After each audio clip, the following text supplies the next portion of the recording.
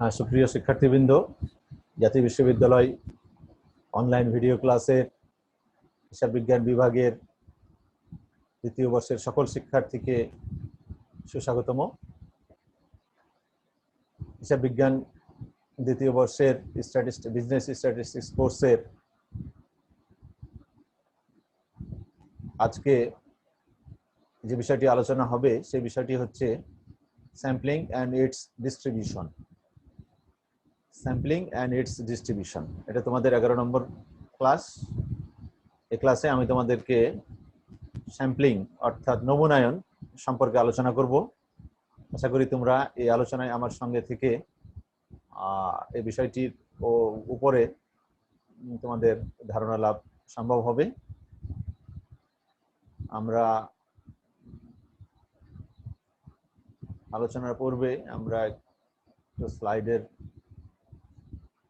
তোমাদেরকে দেখানোর চেষ্টা করি।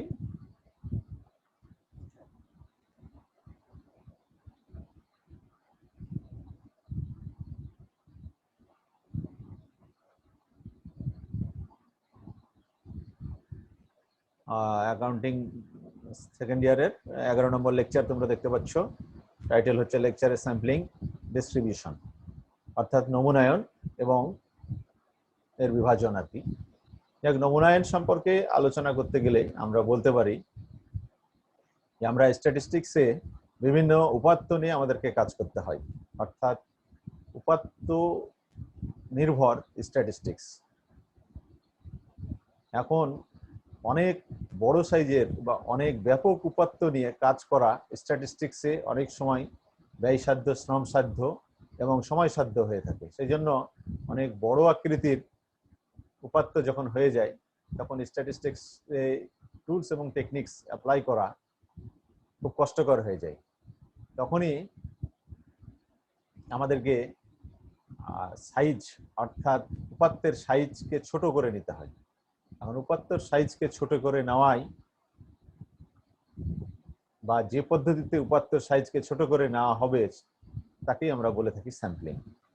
তাহলে স্যাম্পলিং হচ্ছে another tools and techniques of statistics. স্ট্যাটিস্টিক্সের আরেকটি টুলস এবং টেকনিক্স যার মাধ্যমে আমরা বড় সাইজের উপাত্ত বা ব্যাপক উপাত্তকে ছোট সাইজে পরিণত করব। কিন্তু একটা জিনিস এখানে মনে রাখতে হবে, যেন এই ছোট সাইজটা, উপাত্তের সাইজটা যেন বড় উপাত্তকে অর্থাৎ সকল উপাত্তকে প্রতিনিধিত্ব করে, সকল উপাত্তের রিপ্রেজেন্টেশনটা যেন আমাদের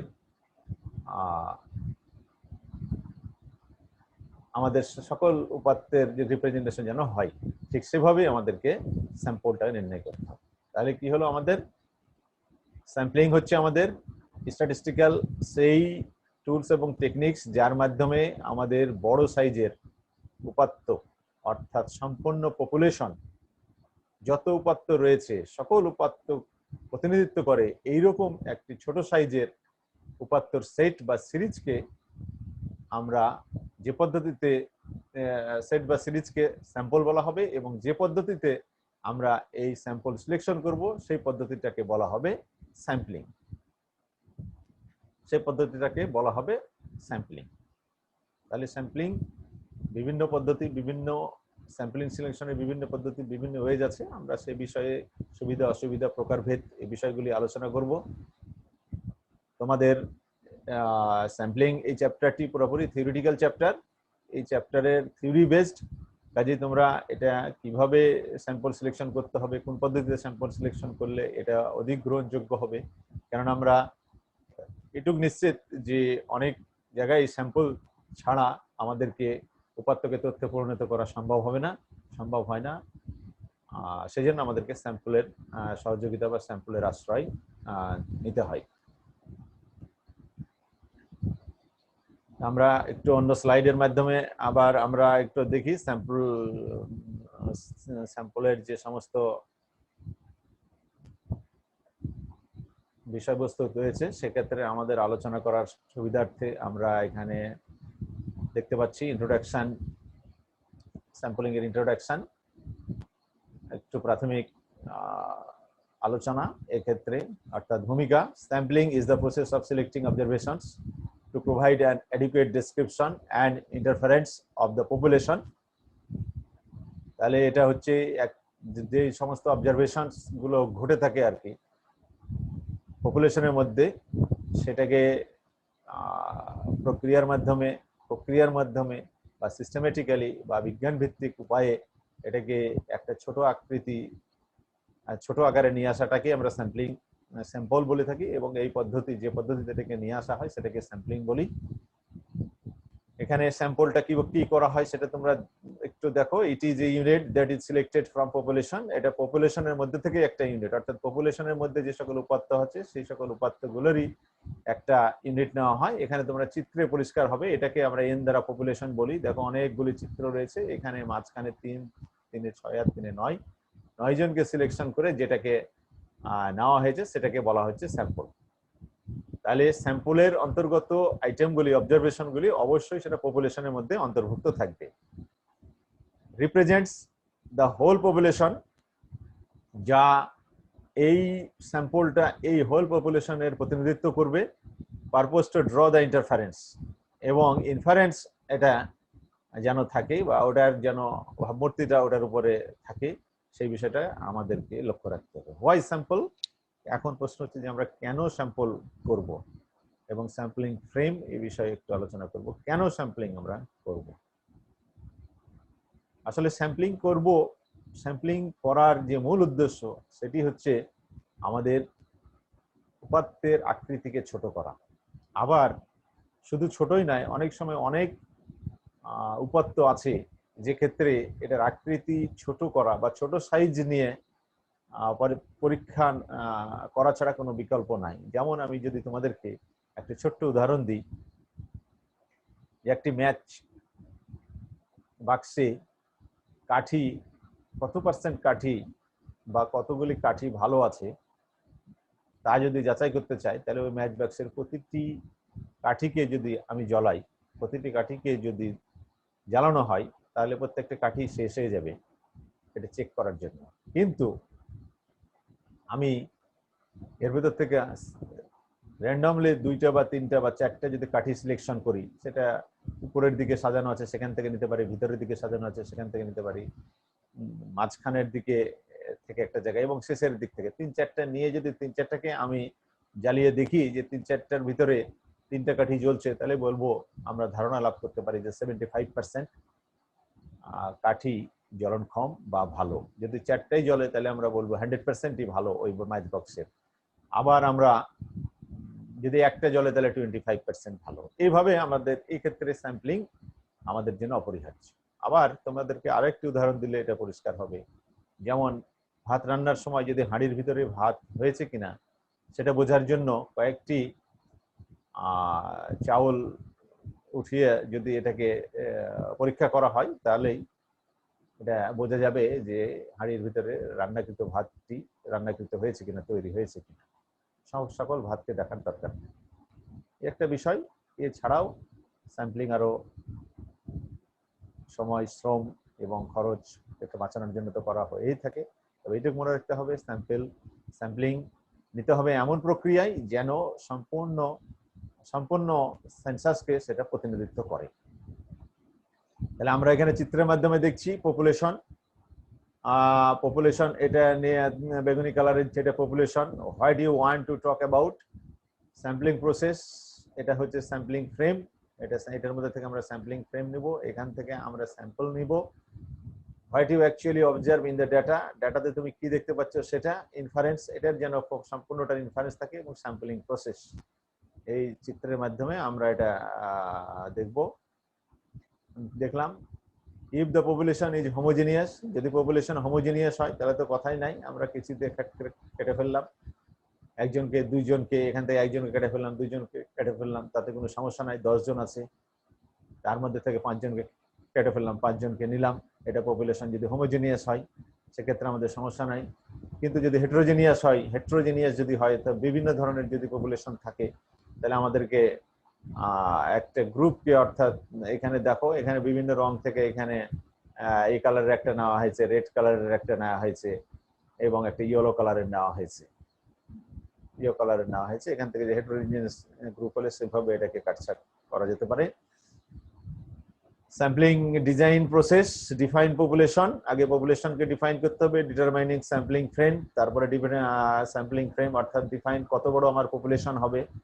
যদি মনে করো যে আমি সারা বাংলাদেশের জাতীয় বিশ্ববিদ্যালয়ের অধিভুক্ত কলেজগুলোর স্টুডেন্টের উপরে একটা তথ্য কালেকশন করতে চাই, তাহলে জাতীয় বিশ্ববিদ্যালয়ের অধিভুক্ত কলেজগুলিতে যত স্টুডেন্ট ভর্তি হয়েছে সবাই আমার পপুলেশনের অন্তর্ভুক্ত। সারা বাংলাদেশে যতগুলি কলেজ রয়েছে এবং সেই কলেজে যত স্টুডেন্ট ভর্তি হয়েছে সবাই এই পপুলেশনের অন্তর্ভুক্ত। এখন এখান থেকে আমাদেরকে স্যাম্পলিং ফ্রেম তৈরি করতে হবে, কোনো তথ্যপত্রের জন্য স্যাম্পল নিতে হবে, ডিটারমাইনিং স্যাম্পলিং প্রসিজিয়ার।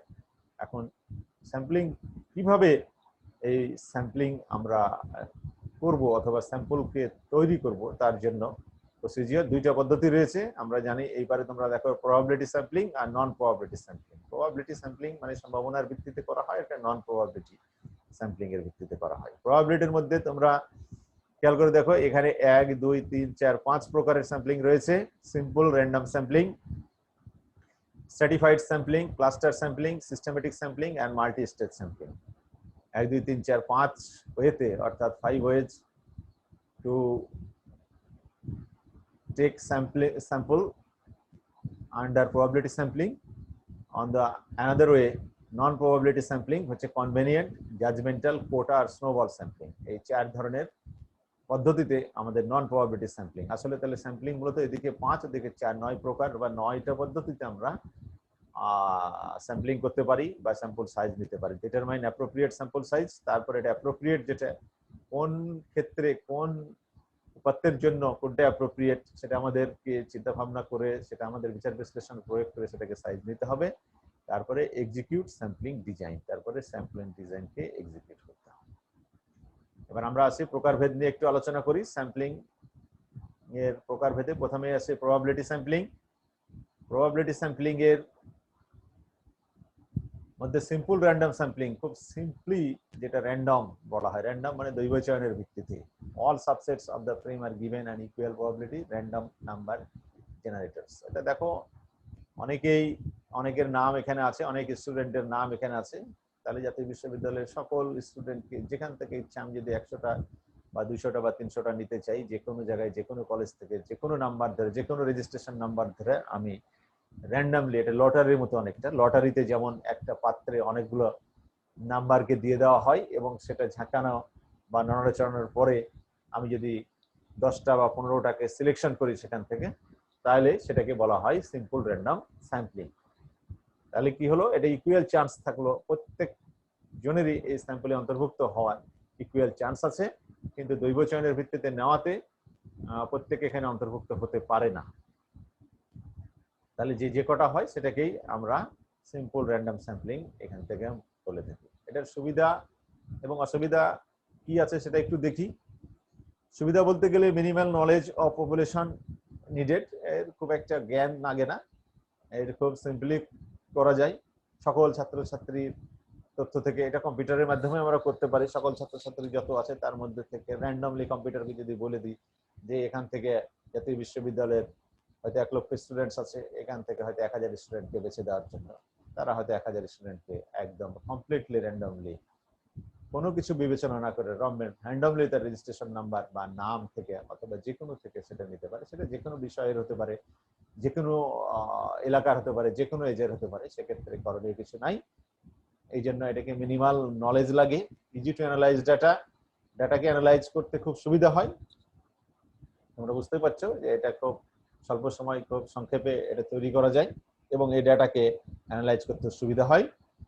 ডিসঅ্যাডভান্টেজ হচ্ছে সিম্পল র্যান্ডম স্যাম্পলিং এর ডিসঅ্যাডভান্টেজ হচ্ছে লো frequency of use, does not use researchers expertise, larger risk of random error.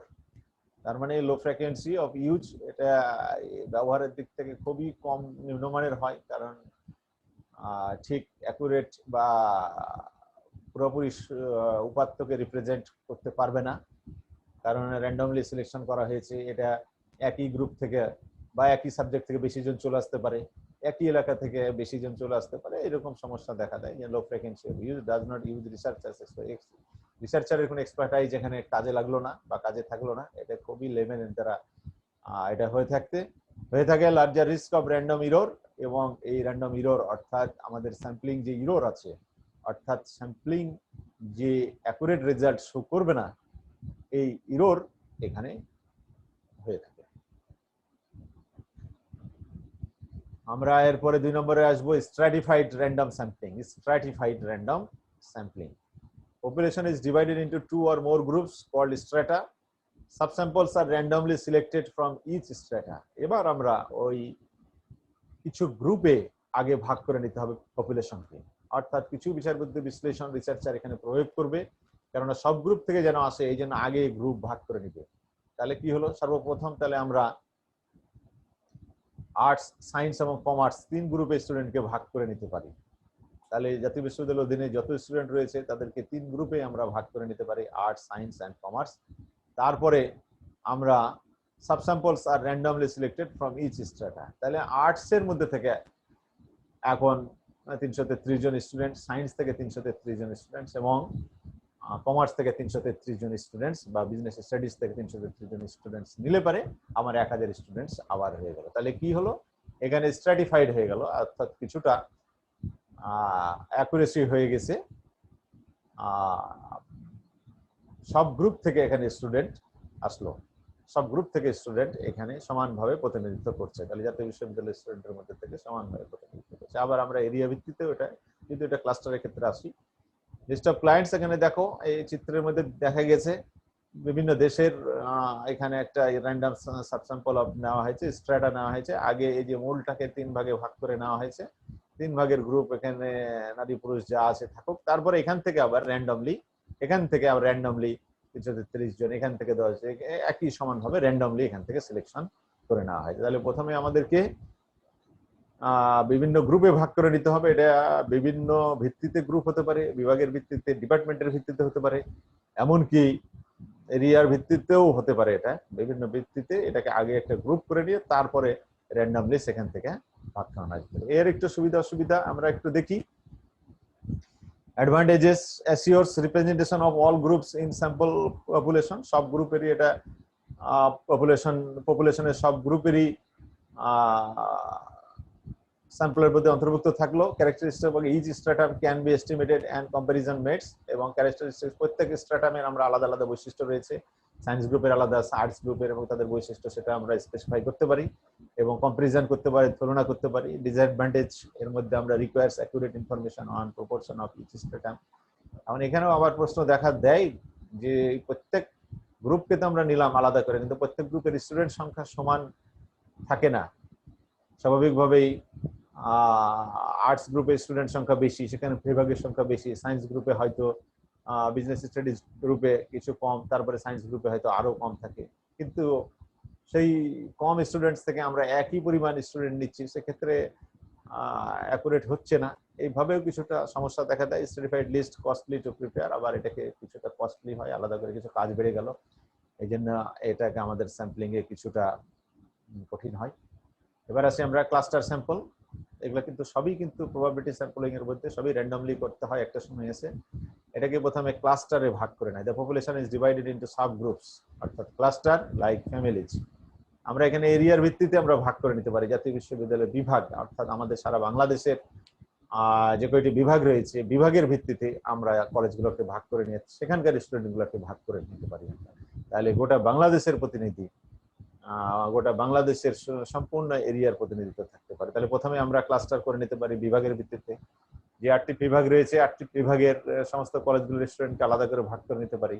তারপরে আমরা আবার আরেকটি ভাগে ভাগ করে নিয়ে ক্লাস্টার করে নিয়ে তারপরে সেখান থেকে র্যান্ডমলি আমরা স্টুডেন্ট বাছাই করতে পারি। তাহলে কি হলো, আমাদের পপুলেশন সকল এরিয়া থেকে, বাংলাদেশের সকল এরিয়া থেকে পপুলেশনকে রিপ্রেজেন্টেশন হলো, সেইটাকে আমরা বলি ক্লাস্টার, অর্থাৎ গুচ্ছর ভিত্তিতে।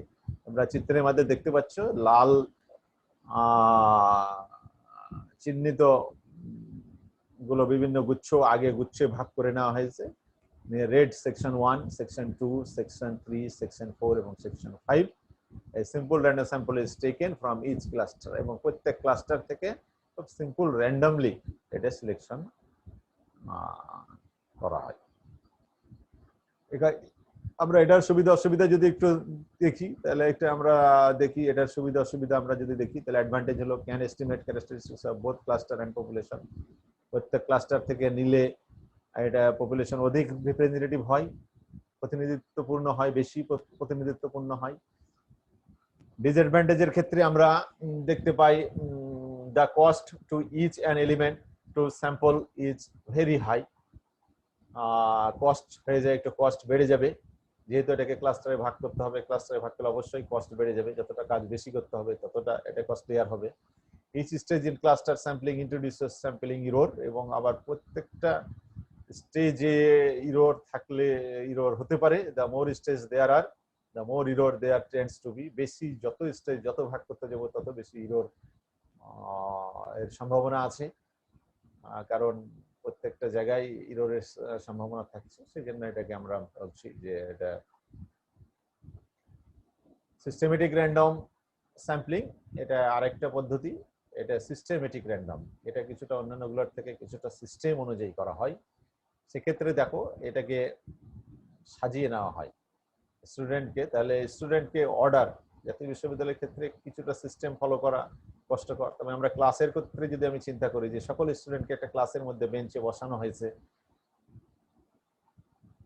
আমরা যদি 100 জন স্টুডেন্ট থাকে আর 10 জনকে যদি নিতে চাই, তাহলে প্রথম 1 নম্বর স্টুডেন্টকে নিলে তাহলে তারপরে 10 নম্বর, 20 নম্বর, 30 নম্বর, 40 নম্বর, 50 নম্বর, 60 নম্বর, 70 নম্বর, 80 নম্বর, 80, 90 নম্বর এবং সর্বশেষ 100 নম্বর। তাহলে 10 জন সিলেকশন হয়ে যায়। তাহলে কি হলো, একটা নির্দিষ্ট সংখ্যা পরপর, অতএব রোল নম্বরের ভিত্তিতে যদি আমি নিতে চাই, তাহলে 100 জন স্টুডেন্ট আছে, 10 জনকে আমি স্যাম্পলে নিতে চাই, তাহলে এক রোল নম্বরকে নিলাম, তারপরে ঠিক 10 নম্বর মানে 10 জন পরে, তারপরে ঠিক 20 নম্বর, 30 নম্বর, 40 নম্বর, 50 নম্বর এবং 60 রোল নম্বরধারী, 70 রোল নম্বরধারী এবং 80, 90 এবং 100, এইভাবে নেওয়াটাকে আমরা বলি সিস্টেমেটিক।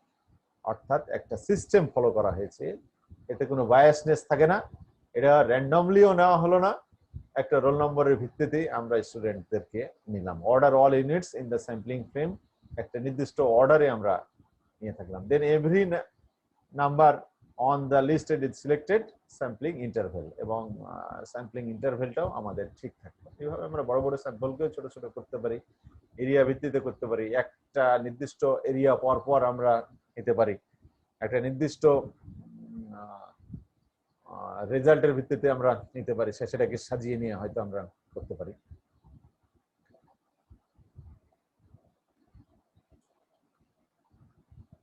এর সুবিধা অসুবিধা যদি আমরা দেখি, তাহলে আমরা দেখবো সিস্টেমেটিক র্যান্ডম স্যাম্পলিং এর সুবিধা মডারেট কস্ট, মডারেট ইউসেজ। এক্ষেত্রেও এটার মডারেট কস্ট বলা হচ্ছে, হাই কস্ট এটাকে অ্যাভয়েড করা যায়, কস্ট তো কিছু আছে, তবে মডারেট হয়। সিম্পল টু ড্র স্যাম্পল, এই স্যাম্পল ড্র করাও খুব সিম্পলি হয়, কারণ এটাকে একটা নির্দিষ্ট সংখ্যা আমাদেরকে নিয়ে সেই রোল নম্বর নিয়ে নিলাম, সেটাকে কম্পিউটারকেও যদি আমরা বলে দিই যে এই নাম্বার, অর্থাৎ 10 জন পর পর একটা নেওয়ার জন্য সারা বাংলাদেশের যে জাতীয় বিশ্ববিদ্যালয়ের স্টুডেন্টের একটা রোল, একটা সিরিয়াল আগে করে নিয়ে সাজিয়ে নেওয়ার পরে কম্পিউটারকে যদি বলি যে প্রতি 1000 বা 100 জন পর পর একজনকে নিতে হবে, তাহলে ঠিক 100 জন পর পর সে একই গ্রুপে ভাগ করে নিয়ে 100 জন পর পর সিস্টেমেটিক্যালি সে নিতে থাকে। ইজি টু ভেরিফাই, এটা ভেরিফাই করা সম্ভব হয়।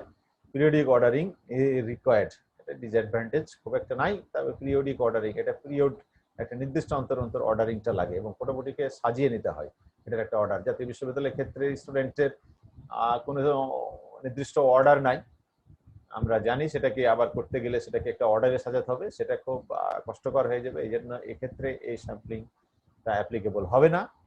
এটা তোমরা সহজে বুঝতে পারছো, আমরাও বুঝতে পারছি যে জাতীয় বিশ্ববিদ্যালয়ের 1 নম্বর থেকে যদি 1 লক্ষ স্টুডেন্ট থাকে, 1, 2, 3, 4, 5, 6, 7, 8, 9, 10 করে 1 লক্ষ স্টুডেন্টকে সিরিয়ালি করা নাই।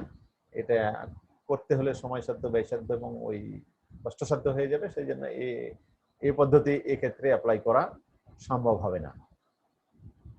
এবার আসি আমরা multi stage sampling. Multi stage বলতে গেলে আমরা কয়েকটা স্টেজে আমরা ভাগ করে নেব স্যাম্পলিং করার জন্য, কয়েকটা স্টেজ। প্রথমে একটা স্টেজ, তারপরে আরেকটা স্টেজ, তারপরে একটা, 3-4 স্টেজে 3-4 ধাপে ভাগ করে স্যাম্পল করে নেওয়া হবে।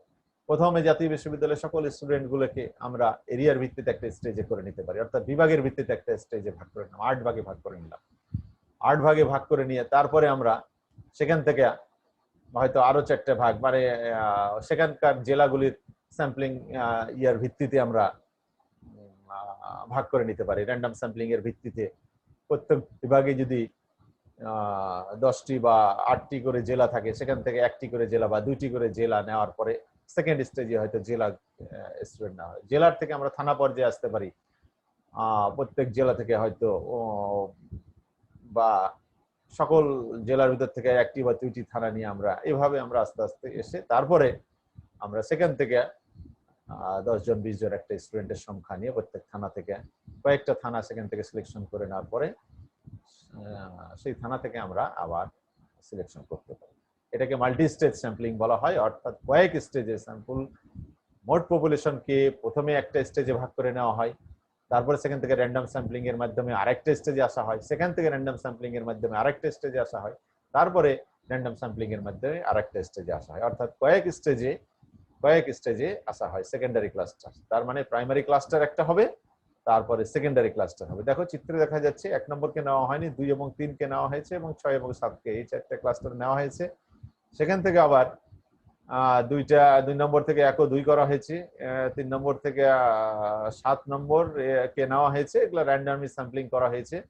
এখান থেকে 5টা 6টা এভাবে নিয়ে simple random sampling within the secondary. এখন এইগুলোকে আবার সিম্পল র্যান্ডম স্যাম্পলিং এর মাধ্যমে একদম কমপ্লিটলি নিয়ে মাল্টি স্টেজ করা হয়েছে। মাল্টি স্টেজের সুবিধা অসুবিধার ক্ষেত্রে দেখতে পাই মোর অ্যাকুরেট হয়, তাহলে প্রতিনিধিত্বশীল বেশি হয়, মোর ইফেক্টিভ হয়।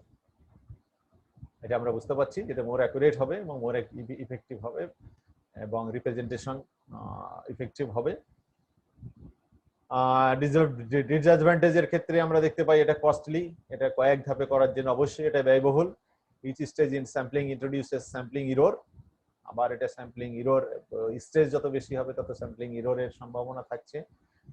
The more stage there are, the more error there tends to B.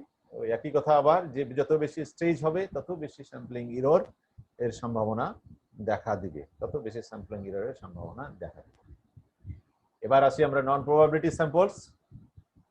আগের যে সমস্ত আলোচনা সেগুলো সবগুলি ছিল প্রবাবিলিটি স্যাম্পল, সম্ভাবনাময়, সকলেই খুব আসার সম্ভাবনা আছে, ইকুয়াল চান্স আছে প্রত্যেকটা অবজেক্টের স্যাম্পলের অন্তর্ভুক্ত হওয়ার জন্য, সেই জন্য সেগুলোকে প্রবাবিলিটি স্যাম্পলিং বলা হয়। আর এটা নন প্রবাবিলিটি স্যাম্পলিং, অর্থাৎ এটাকে প্রত্যেকটা অবজেক্ট বা প্রত্যেকটা আইটেমের পপুলেশনের অন্তর্ভুক্ত প্রত্যেকটা আইটেমেরই ইকুয়াল চান্স এই স্যাম্পলিং এ অন্তর্ভুক্ত হওয়ার ইকুয়াল চান্স এই স্যাম্পলিং এ থাকে না, সেই জন্য এটাকে নন প্রবাবিলিটি স্যাম্পলিং বলা হয়। আমরা দেখি এখানে নন প্রবাবিলিটি স্যাম্পলস কি বলছে এখানে, the probability of each case being selected from the total population is not known। এখানে বলা হয়েছে যে প্রত্যেক জনেরই সিলেক্টেড হওয়ার সম্ভাবনা এটা অজানা থাকে। Units of the sample are chosen on the basis of the personal judgement or convenience. এই ইউনিটকে স্যাম্পলের যে এককগুলি নির্বাচন করা হয় সম্পূর্ণভাবে জাজমেন্ট এবং কনভেনিয়েন্স, মানে বিচার বুদ্ধি বিশ্লেষণ, ব্যক্তিগত বিচার বুদ্ধি বিশ্লেষণ এবং রিসার্চার বা যিনি স্যাম্পল সিলেকশন করবেন তার সুবিধা অনুযায়ী এই স্যাম্পলকে সিলেকশন করা হয়। তাহলে রিসার্চারের বা গবেষক বা যিনি স্যাম্পল সিলেকশন করবেন তার বিচার বুদ্ধি বিশ্লেষণ এবং তার সুবিধার ভিত্তিতেই এই স্যাম্পলিং করা হয়। There are no statistical techniques for measuring random sampling error in a non-probability sample. There are no statistical technique, মানে statistical technique এখানে ব্যবহার করা হয় না measure for measuring random sampling measuring করার জন্য। এখানে ইররের ব্যাপারটা, error in a non probability স্যাম্পলে ইরর থাকতে পারে বা থাকবেই হয়তো। নন প্রবাবিলিটি স্যাম্পলের প্রকারভেদ আমরা দেখি, সেখানে কনভেনিয়েন্ট স্যাম্পলিং, এক নম্বরে কনভেনিয়েন্স সুবিধাজনক স্যাম্পলিং, কোটা স্যাম্পলিং কোটার মাধ্যমে নেওয়া হয়, জাজমেন্টেড স্যাম্পলিং এটা পারপোসিভ স্যাম্পলিংও বলা হয়, এটা একদম বিচার বুদ্ধি বিশ্লেষণ করে সেটাকে স্যাম্পলিং নির্বাচন করা হয়। স্নোবল স্যাম্পলিং এটা এক ধরনের আইটেম যেটা অন্যের কাছ থেকে তথ্য নিয়ে বা অন্যের মতামত নিয়ে এই স্নোবল স্যাম্পলিং এর সাহায্যে স্যাম্পলিং করা হয়। সেলফ সিলেকশন স্যাম্পলিং এবং সম্পূর্ণ একক ভিত্তিতে একক কর্তৃত্বের ভিত্তিতে এটা সিলেকশন করা হয়, নিজে নিজে সিলেকশন করা হয়, সেজন্য এটাকে সেলফ সিলেকশন বলা হচ্ছে। কনভেনিয়েন্ট স্যাম্পলিং এর ক্ষেত্রে আমরা দেখতে পাই convenient sampling involves choosing respondents at the convenience of the researcher. একদম রিসার্চারের সুবিধা অনুযায়ী, রিসার্চারের এই স্যাম্পল নির্বাচন করতে সেটা তার জন্য যা সুবিধা হবে সেটার ভিত্তিতে এটা করা হয়। সেটা করতে তার যদি কষ্ট কমে, সময় কমে, শ্রম কমে, খরচ কমে, যে কোনো বিষয়ে সে চিন্তা ভাবনা করতে পারে, এটা তার সুবিধাজনক ইয়েতে সেটা উল্লেখ করা হয় কনভেনিয়েন্ট স্যাম্পলিং এর তথ্য বা উপাত্ত বা ইনফরমেশন, উপাত্তের ভিত্তিতে ইনফরমেশন তৈরি করলে সেটা কতটুকু গ্রহণযোগ্য হবে সেটা নির্ভর করছে যারা এটাকে রিসিভ করবে বা গ্রহণ করবে তার উপরে। যেহেতু সিস্টেম আছে এবং তিনি রিসার্চার সেটা উল্লেখ করতেই পারে এবং সেটার ব্যাখ্যাও তিনি দিতে পারে কেন তিনি কনভেনিয়েন্ট স্যাম্পল গ্রহণ করেছেন। এক্ষেত্রে হয়তো তার দূরের জিনিসের থেকে কাছের জিনিস নিলে তার সুবিধা হবে বা কাছের জিনিস এর কার্যকারিতা বেশি হবে, আবার অনেক ক্ষেত্রে দূরের জিনিসের নিলে কাছের জিনিসের থেকে সুবিধা হবে, এরকম হতে পারে। স্টুডেন্টকে বাছাই করার ক্ষেত্রে সেই রকম কনভেনিয়েন্স আশেপাশে জাতীয় বিশ্ববিদ্যালয়ের আশেপাশের কলেজগুলি থেকে নেওয়া হতে পারে, এই অঞ্চলের কলেজগুলি থেকে নেওয়া হতে পারে। সুবিধা আমরা দেখি কনভেনিয়েন্ট স্যাম্পলিং এর সুবিধা ভেরি লো কস্ট, খুবই খরচ কম, যেহেতু সুবিধা অনুযায়ী সুবিধাভাবে নেওয়া হয়। এক্সটেন্সিভ ইউজড বা আন্ডারস্টুড, এটা খুব ব্যাপকভাবে এটা ব্যবহার করা হয়, সহজেই ব্যবহার করা যায়। ডিসঅ্যাডভান্টেজের মধ্যে অবশ্যই যেটা বললাম variability and bias can not be measured or controlled. Biasness থাকতেই পারে, রিসার্চারের একদম সম্পূর্ণভাবে পক্ষপাতিত্ব ভিত্তি করা হয়, ভেরিয়েবিলিটি থাকবে না, সব ধরনের গ্রুপ এটাকে বৈচিত্র্যপূর্ণ হবে না। Projecting data beyond sample not justified, এই যে ডেটা এটা জাস্টিফাইড হবে না, এটাকে জাস্টিফাই করা যাবে না, কারণ এটার স্যাম্পল কালেকশন বা স্যাম্পল নির্বাচনের ভিতরে যদি ত্রুটি অ্যারাইজ করে তাহলে সেক্ষেত্রে জাস্টিফাইড করা যাবে না। রেস্ট্রিকশন অফ জেনারেলাইজেশন, এবং জেনারেলাইজেশন করতেও এটা রেস্ট্রিকশন হবে, সবকিছু এটা বলা ওইভাবে যাবে না। আমরা চিত্রের মাধ্যমে দেখো এটা কিভাবে এটা কনভেনিয়েন্স হচ্ছে, নিচ থেকে একজন একটা চিত্রের মাধ্যমে আমরা প্রকাশ করতে পারি, যার কাছ থেকে যেটা সুবিধা সে সেটাই নিচ্ছে, গ্রহণ করছে। কাছ থেকে যদি নিতে চাই তাহলে দূর, দূর থেকে নিতে চাইলে কাছে, এইভাবে এটার একটা চিত্রের মাধ্যমে প্রদর্শন করা হয়েছে। কোটা স্যাম্পলিং, এবার আসি আমরা পরের জাজমেন্টাল পদ্ধতির আরেকটা, অর্থাৎ নন প্রবাবিলিটি পদ্ধতির দ্বিতীয় পদ্ধতি, সেটা হচ্ছে কোটা স্যাম্পলিং।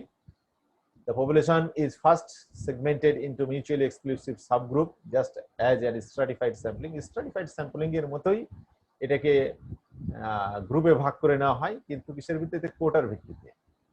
জাতীয় বিশ্ববিদ্যালয়ের স্টুডেন্টকে আমরা বিভিন্ন কোটায় অগ্রসর, অনগ্রসর, তারপরে ফিমেল, মেল, এরকম বিভিন্নভাবে কোটাতে আগে ভাগ করে নিয়ে তারপরে আমরা সেখান থেকে আমরা স্যাম্পলিং সিলেকশন করতে পারি। কারণ সব গ্রুপের আমরা দেখেছি, আমরা চাকরির ক্ষেত্রেও দেখেছি যে বিভিন্ন গ্রুপকে এগিয়ে দেওয়ার জন্য, বিভিন্ন গ্রুপকে সুবিধা দেওয়ার জন্য, সব গ্রুপ থেকে যেন চাকরি বাকরি পায়, সব ইয়ের থেকে, সেই জন্য যাতে কোটা ব্যবস্থা প্রবর্তন করা হয়। স্যাম্পলিং এর ক্ষেত্রেও ঠিক সেই কোটা, অর্থাৎ সকল রিপ্রেজেন্টেশন যেন হয়, সেই জন্য কোটার ভিত্তিতে করা হয়।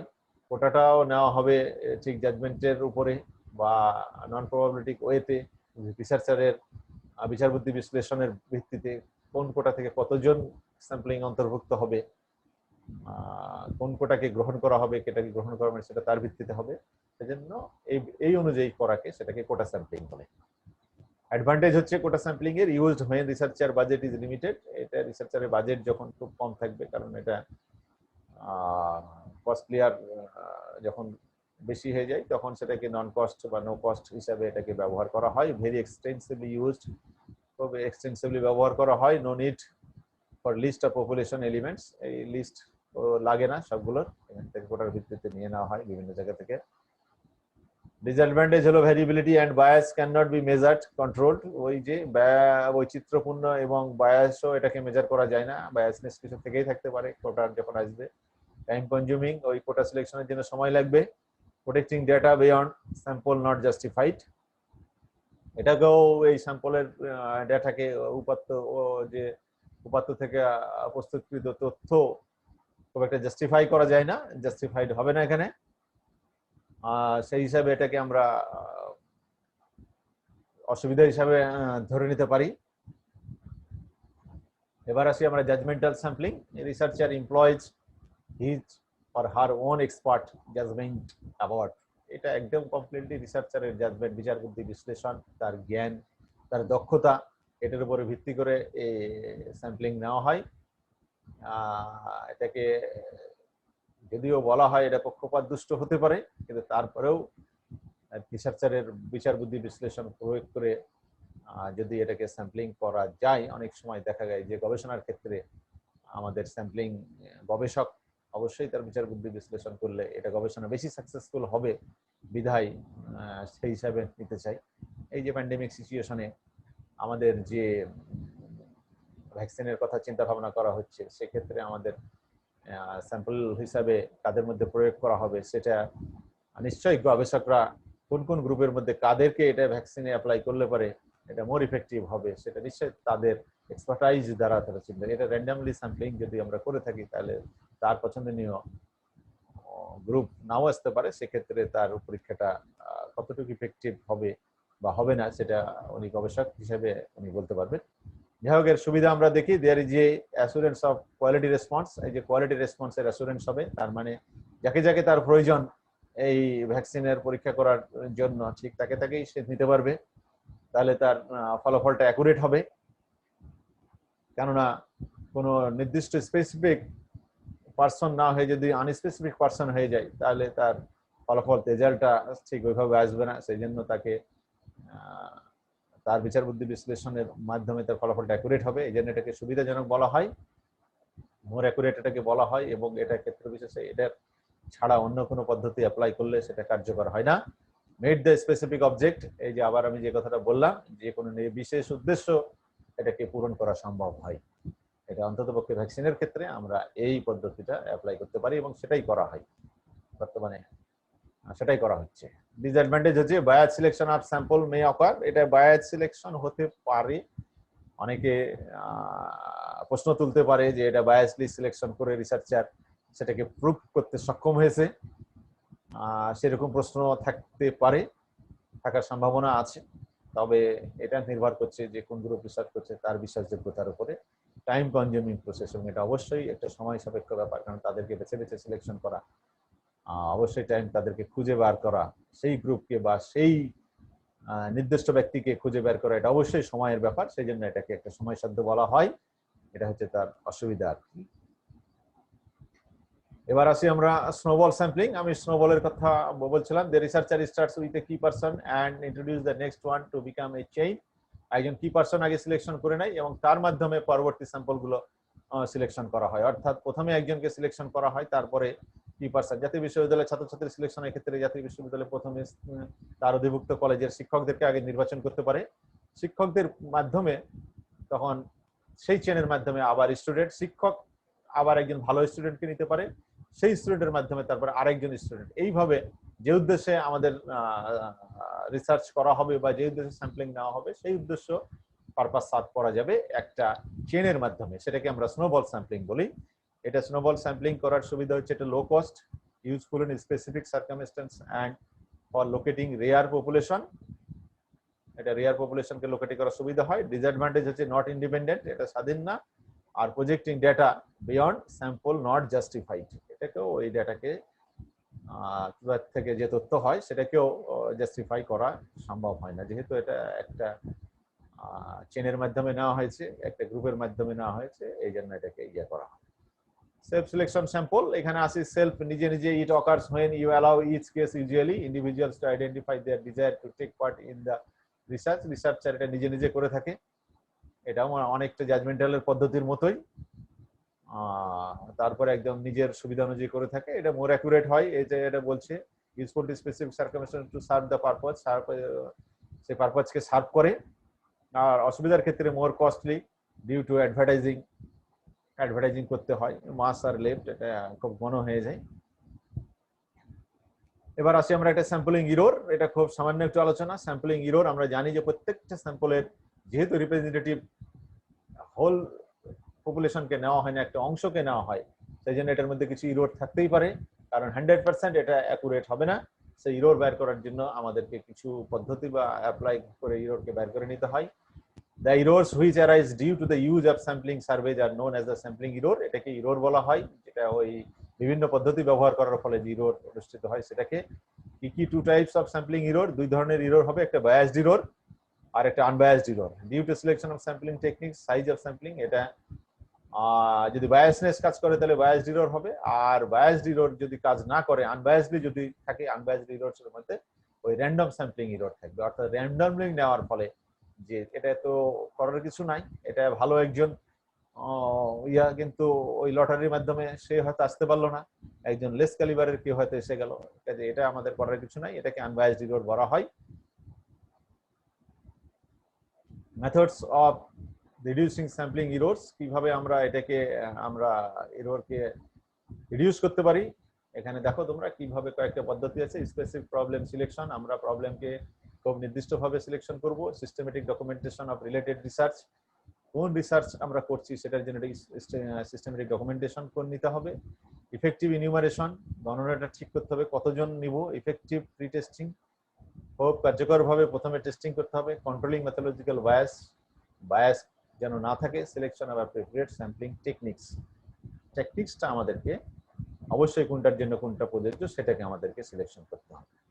নন স্যাম্পলিং ইররস, নন স্যাম্পলিং ইররস এর ক্ষেত্রে refers to biases of mistake of collection of sampling. Causes for non sampling errors, কি কারণে আমাদের কজেস হয় সেটা আমরা কারণ: sampling operation, inadequate of response, misunderstanding the concept, lack of knowledge, concealment of the truth, যে কোনো সত্য যদি আমরা লুকাই রাখি তাহলে স্যাম্পলিং ইররস হয়ে যাবে। লোডেড কোশ্চেন, কোনো কোশ্চেন যদি বেশি হয়ে যায়, প্রসেসিং ইররস কে যদি না করতে পারি তাহলে আমাদের কারণ হবে। এই মোটামুটি আমাদের আলোচনা। এই আলোচনা থেকে আমরা নিশ্চয়ই তোমাদের কাছে স্যাম্পলিং বিষয়ে পরিষ্কার হবে। আমাদের সবাইকে আবারও আমি ধন্যবাদ জানিয়ে আজকের এই ক্লাস শেষ করছি। ক্লাসের বুকস আর রেফারেন্স হিসাবে তোমরা যে সমস্ত বইগুলো আগে আমি উল্লেখ করেছি সেই সমস্ত ইয়েগুলো তোমরা নিতে পারো সিলেকশন হিসাবে। তোমাদের বই সিলেকশনের মধ্যে আমরা দেখো এই বইগুলো তোমরা পড়তে পারো। এর আগের ক্লাসগুলোতেও আমি এই বইগুলো সম্পর্কে, এই বইগুলো আমরা এই নেওয়ার চেষ্টা করেছি। বিজনেস স্ট্যাটিস্টিক্স অফ প্র্যাকটিস, লরেন্সের বই, business statistics Rafiqul Islam, business statistics SPN MP Gupta আর এম এ কালামের বিজনেস স্ট্যাটিস্টিক্সের বই। এই বইগুলোর সাহায্য তোমরা নিতে পারো। সবাইকে আবারও ধন্যবাদ জানিয়ে শেষ করছি। ধন্যবাদ।